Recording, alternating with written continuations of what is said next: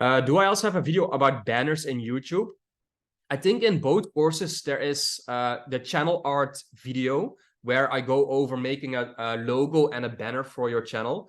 What I would recommend you do, Robert, is go to canva.com and just type in the search bar YouTube banner and also YouTube logo, and just keep it simple, like nothing too crazy. And then once you download it, the dimensions for the banners are pretty weird.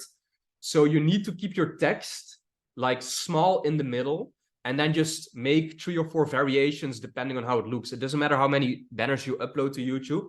So the first time, just make it, see how it looks, and then YouTube shows you like the little white outline, how it looks on desktop.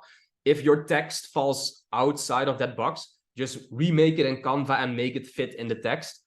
Either that or just pay a guy on Fiverr $5 to make your banner. But honestly, when I'm launching channels, I just make an easy logo, easy banner that says subscribe please or something, and that's it. And maybe just make sure it's branded in your channel colors.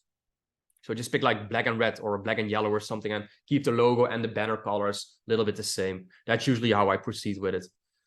But let me know in the Skool community afterwards if you want a more in-depth video about that, and I can maybe get that uploaded for you too. All right.